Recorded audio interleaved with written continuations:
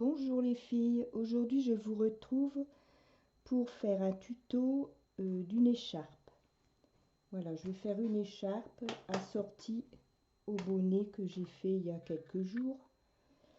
Donc voilà, j'avais eu plusieurs demandes de comment on pouvait faire une écharpe sur la machine simple fonture. Donc j'ai essayé des côtes, mais il fallait remailler 500 rangs de côtes, parce que là ici j'ai fait 500 rangs pour l'écharpe. Bon, je me suis dit c'est pas possible, ça va être trop long. Donc j'ai essayé aussi de tricoter en jersey et de remailler tous les 5 mailles, de remailler une maille de haut en bas, hein, donc sur les 500 rangs, mais en prenant 2 fils. Bon, c'était beau, mais c'est l'écharpe roulée de chaque côté. De chaque côté ici, l'écharpe elle roulait. Comme ici, vous voyez, ça faisait un roulement comme ça. Donc, ça n'allait pas. En plus, c'est quand même un travail de titan parce qu'il faut remonter, suivant la largeur que vous allez mettre pour votre écharpe, il faut remonter les mailles 500 rangs, quoi. Donc, c'est trop long, c'est pas possible. Donc, j'ai opté pour la faire en jersey. Donc, j'ai mis 60 mailles. Moi, c'est pour ma petite fille. Donc j'ai mis 60 mailles et je vais la plier en deux et faire une couture au point invisible. Donc j'ai commencé ma couture. Vous voyez, ça ne se voit pas du tout, hein. Faire une couture invisible, comme on a déjà fait plusieurs fois sur des ouvrages. Donc on se met endroit contre endroit. On met son fil comme ceci. Après on fait la même chose de l'autre côté. Et on a une couture invisible, donc ça se verra pas du tout. Ça sera quand même moins long que de faire remonter des mailles 500 pendant 500 rangs. Et encore, moi c'est pas une écharpe d'adulte, moi c'est une écharpe pour une petite fille, donc j'imagine que pour un adulte vous allez la faire plus grande et plus large aussi. Donc moi j'ai opté pour ça, comme ça fera une écharpe double. Et puis à chaque extrémité, je vais mettre des franges roses et noires. Voilà, donc je vais faire ma couture. Et après, je vous reprends pour terminer l'écharpe. Donc vous voyez, je vous remontre. On prend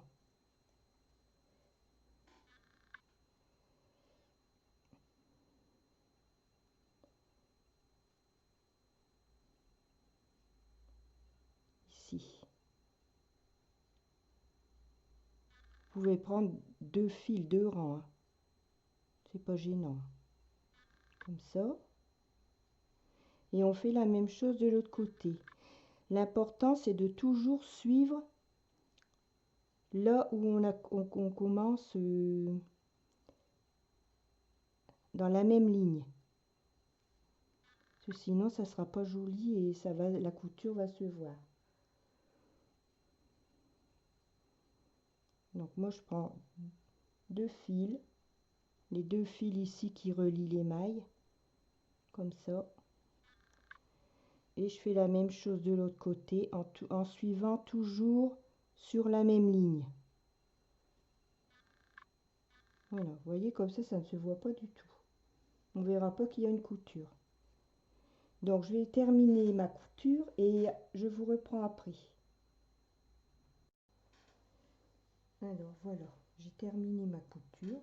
Vous voyez, elle est ici. Bon, elle se voit un petit peu, mais vraiment pas beaucoup. C'est vraiment minime. En plus, c'est le rose que vous voyez, c'est pas vraiment ce rose-là, c'est un rose plus vif. Et c'est dommage parce qu'on voit jamais les bonnes couleurs avec les caméras. C'est un rose bien vif, comme le bonnet. Mais bon, Donc ici j'ai fait les franges noir et rose pour que ça se rapporte avec le bonnet.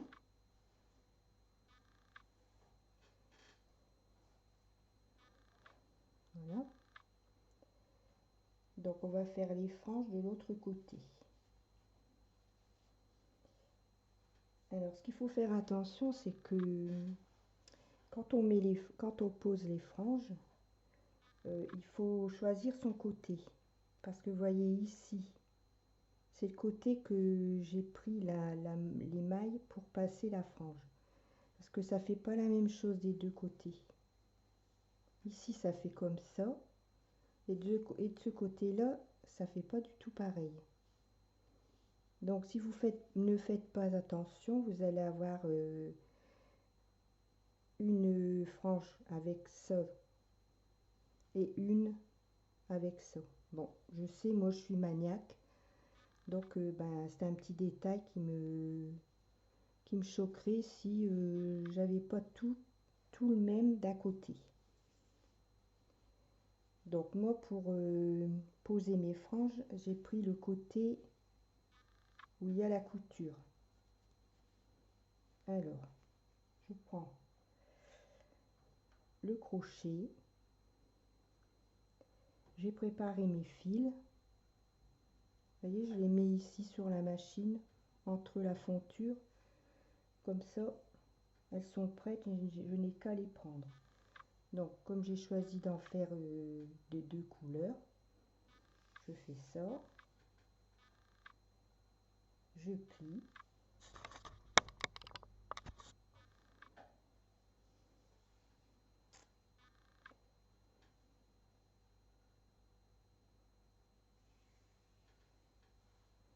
Et je replie.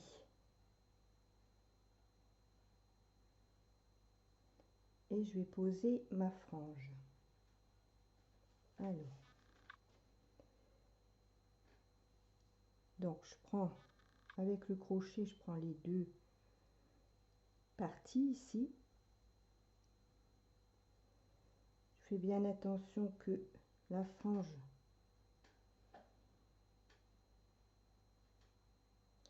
bon, je vais régler ma caméra autrement parce que là, ça ne va pas. Donc j'ai mes deux grands fils, je plie.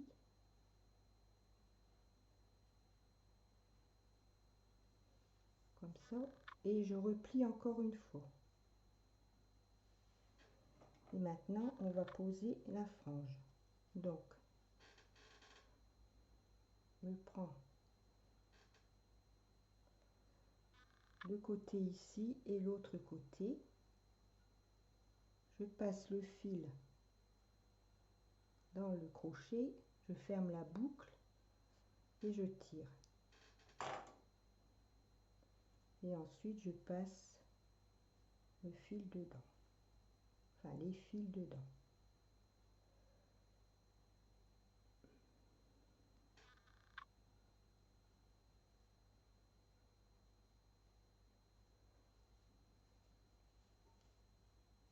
Voilà.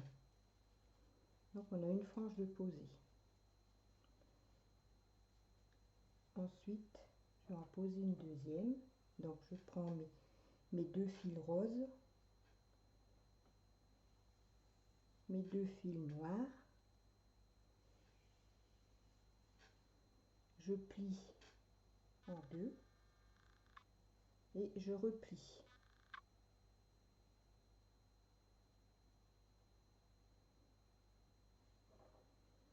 Je passe mon crochet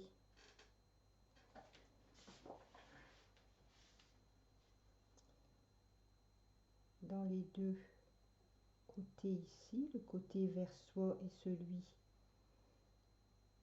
de l'autre côté. Je prends mes fils dans le crochet, je ferme le clapet et je tire. Et ensuite, je passe tous les fils à travers la boucle. Voilà. Donc je continue, je prends deux fils roses, 2 fils noirs, je plie, je replie une fois et je passe mon crochet dans les deux, dans la maille ici et la maille de l'autre côté. Je tire une boucle,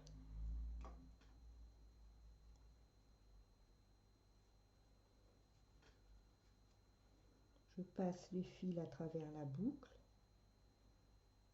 et je tire. Donc vous voyez, ça, de ce côté-ci ça fait comme ça et de l'autre côté ça fait comme ça. Donc moi ici c'est le côté où il n'y a pas la couture.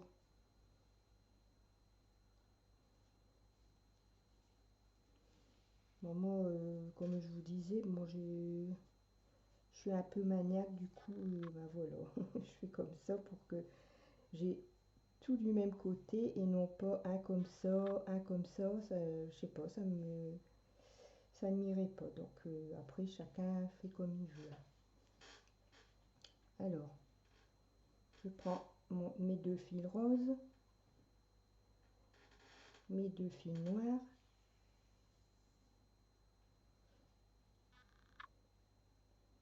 je plie, je replie et je prends ici, ici et je vais passer mon fil à travers. Ensuite je vais passer tous les fils dans la boucle. Voilà. Après bien sûr faut égaliser les franges.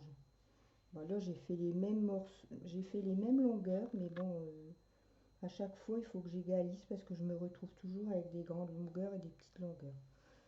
J'ai toujours eu ce problème là, mais bon après on égalise donc c'est pas grave. Alors je refais une frange, je prends 2 fils roses, 2 fils noirs,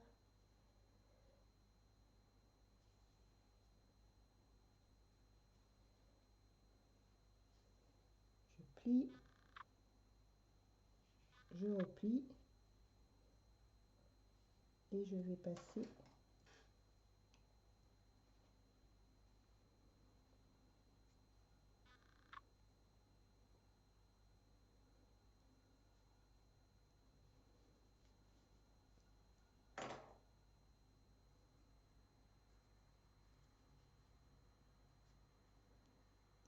tous les fils dans la boucle.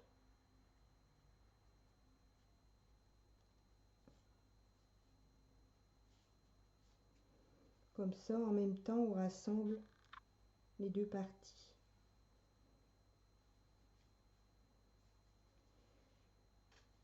Voilà, donc je vais terminer et je vous reprends pour la fin du tuto.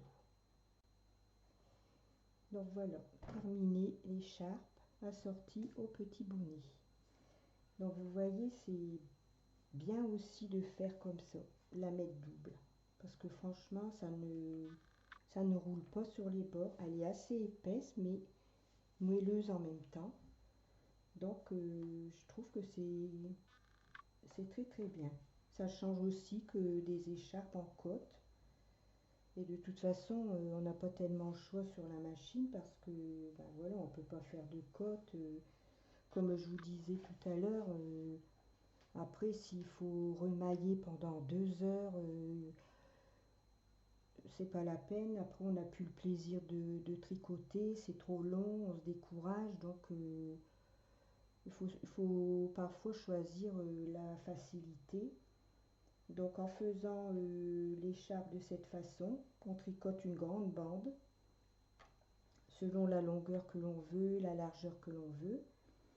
Et puis ensuite, eh bien, on fait une couture invisible, comme je vous ai déjà montré. Et puis, regardez, franchement, ça ne se voit pas beaucoup, hein.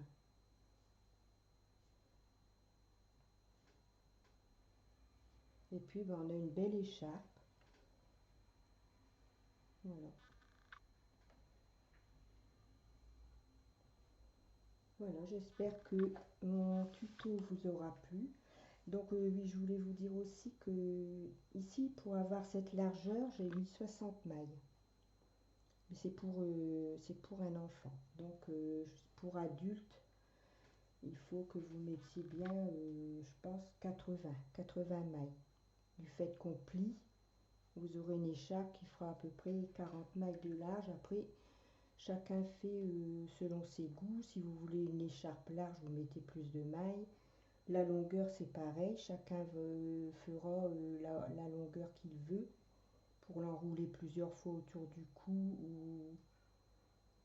ou l'enrouler qu'une fois. Ça, après, c'est à vous de choisir et de voir ce qui vous convient le mieux. Voilà, donc bah, demain, je vais certainement me mettre sur mon autre machine. J'ai une autre machine, on m'a fait cadeau, j'ai eu un cadeau extraordinaire. N'en reviens pas encore. On m'a fait un cadeau d'une nouvelle machine. C'est la Silver Red SK 280. Donc c'est une fonture aussi. Donc tout ce que je vais faire dessus, vous pourrez le faire sur la petite machine LK 150 sans problème. C'est une machine qui a 200 aiguilles. Elle ne tricote que la fine laine. Donc elle se combine bien avec la LK 150 puisque sur celle-ci on peut tricoter de la grosse laine. Donc voilà, elle a des cartes perforées pour faire le jacquard, le point dentelle et les points fantaisie. Sinon, mis à part quand je travaillerai avec les cartes perforées, mais tout le reste, il n'y a pas de souci, vous pourrez le faire sur la petite machine. De toute façon, je continuerai à faire des tutos sur la petite machine. Ça, il n'y a pas de souci. Donc voilà. Donc demain, je pense que je vais faire un petit tuto sur ma nouvelle machine. Je ne sais pas encore quoi. Mais bon, je verrai quelque chose de pas trop compliqué pour commencer. Bon là, j'ai déjà fait quelques petits essais. Donc j'avais acheté de la laine en colle. Comme ça, sur internet.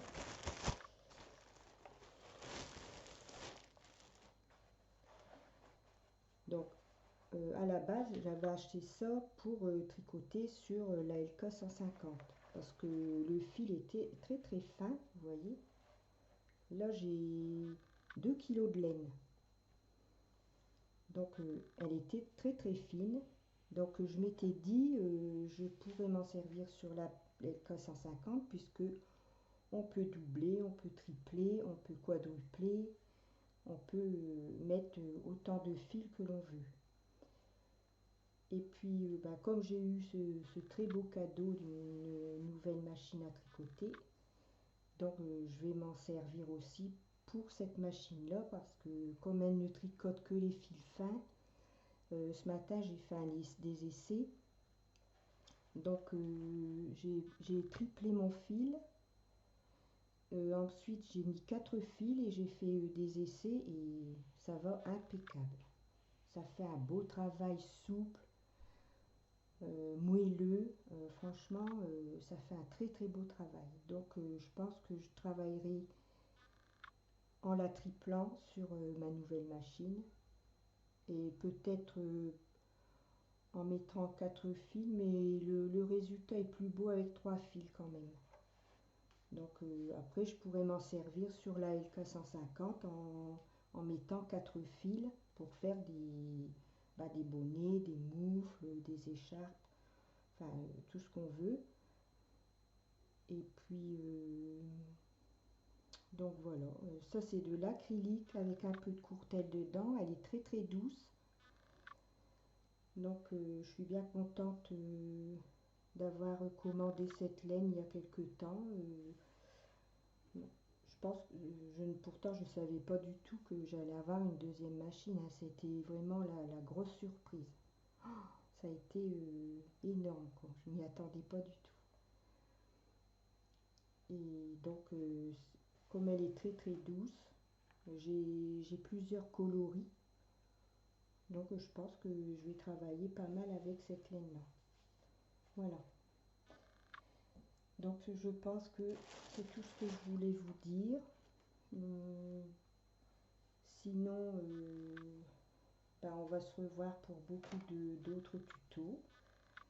Euh, j'ai plein de projets en tête, que ce soit avec la petite machine LK150 ou la machine SK280, parce que j'ai regardé sur internet un peu les dames qui avaient une chaîne YouTube et qui se servaient de cette machine-là, ou aussi d'une autre machine, des autres marques, hein, les RK, qu'est-ce qu'il y a encore comme les browsers. Du moment que c'est une fonture, on peut aussi regarder comment elles font, comment elles tricotent, parce que c'est très très intéressant aussi de voir d'autres personnes tricoter sur leur machine, et parfois elles ont des astuces que nous on n'a pas, donc c'est toujours intéressant et instructif de regarder des vidéos, mais souvent ce sont des vidéos étrangères. Ce sont des brésiliennes, euh, il y a aussi des arabes, mais elles font un travail super avec leur machine, c'est incroyable. Donc voilà. Donc ben, l'avenir nous dira si j'arrive à m'en servir et à faire de jolies choses. Bon, je pense que oui, parce que bon, la base, je l'ai, donc c'est une simple fonture aussi. Donc, mais bon, il faut que je me familiarise quand même avec, parce que c'est quand même un autre gabarit que celle-ci, hein. C'est pas du tout le même genre, hein. C'est vraiment la grosse machine, quoi. Donc voilà.